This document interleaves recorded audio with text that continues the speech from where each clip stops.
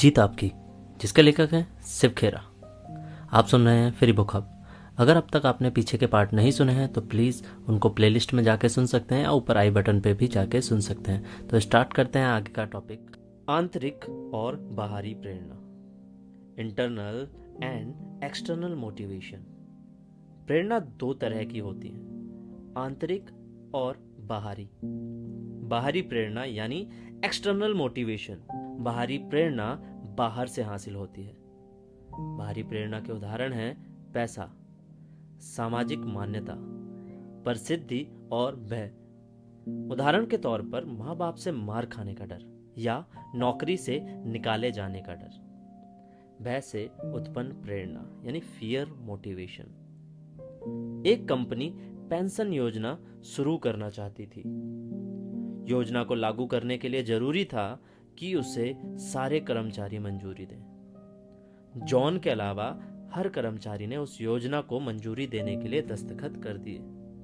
योजना अच्छी थी और सभी कर्मचारी के लिए काफी फायदेमंद भी, लेकिन जॉन के दस्तखत ना करने से रुकावट पैदा हो गई थी। जॉन के सुपरवाइजर और साथी कर्मचारियों ने उसे दस्तखत करने के लिए मनाने की काफी कोशिश की, पर असफल रहे। आखिरकार कंपनी के मालिक ने जॉन को अपने दफ्तर में बुलाकर कहा, जॉन, यहां पेन रखी है और साथ में पेंशन योजना के कागजात रखे हुए हैं। इसमें शामिल होने के लिए तुम्हें दस्तखत करना है। अगर तुम इस योजना में शामिल नहीं होना चाहते तो तुम्हें इसी वक्त नौकरी से निकाल दिया जाएगा। जॉन ने दस्तखत कर दिए। तब कंपनी के मालिक ने पूछा कि उसने दस्तखत पहले क्यों नहीं किए।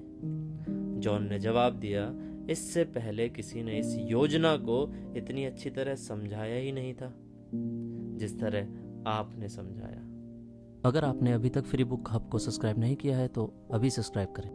अक्सर देखा जाता है कि शिकार शिकारी को चकमा दे देते हैं। वजह यह होती है कि शिकारी अपना भोजन जुटाने के लिए दौड़ रहा होता है, जबकि शिकार अपनी जान बचाने के लिए भाग रहा होता है। भय के कारण उत्पन्न होने वाली प्रेरणा के ये फायदे हैं, जैसे इसकी वजह से काम जल्दी पूरा हो जाता है, जैसे काम समय पर पूरा हो जाने से नुकसान नहीं होता, जैसे थोड़े समय के लिए इंसान की काम करने की शक्ति बढ़ जाती है।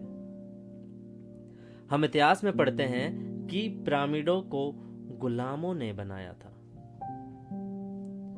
उनकी लगातार निगरानी की जाती थी और काम ना करने पर सजा दी जाती थी। लेकिन डर से जन्म लेने वाली प्रेरणा के नुकसानदेह पहलू भी हैं। मसलन यह बाहर से दी जाने वाली प्रेरणा है।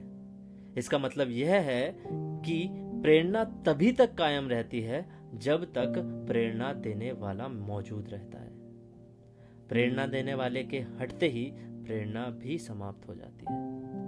जैसे यह तनाव पैदा करती है, जैसे सीमित काम करते हैं जिससे जान बची रहे, जैसे आखिरकार काम करने की शक्ति घट जाती है, जैसे यह रचनात्मकता को खत्म कर देती है, जैसे लोग डंडे के डर से काम करने के आदी हो जाते हैं और उनसे काम करवाते रहने के लिए बड़े फिर और बड़े डंडे की जरूरत होती है, जो केवल उतना काम करते हैं जिससे कि उनकी नौकरी बची रहे। वे किसी संस्था के लिए कीमती साबित नहीं हो सकते। एक ग्राहक ने किसी कर्मचारी से पूछा, तुम यहाँ कब से काम कर रहे हो? कर्मचारी ने जवाब दिया, जब से मुझे नौकरी से निकालने की धमकी दी गई है। अगले अध्याय में मैं आपको बताऊंगा प्रोत्साहन प्रेरणा यानी इंसेंटिव मोटिवेशन। धन्यवाद। अगर आपको ये बुक फ्री में चाहिए तो हमारे पेज पर डीएम कर सकते हैं और अधिक जानकारी के लिए डिस्क्रिप्शन में जा सकते हैं। नेक्स्ट पार्ट के लिए राइट वाली वीडियो पर क्लिक करें और बुक की प्लेलिस्ट के लिए लेफ्ट वाली वीडियो पर क्लिक करें, और चैनल को सब्सक्राइब करना ना भूलें। वीडियो को लाइक शेयर करें। फ्री बुक हब सुनने के लिए धन्यवाद।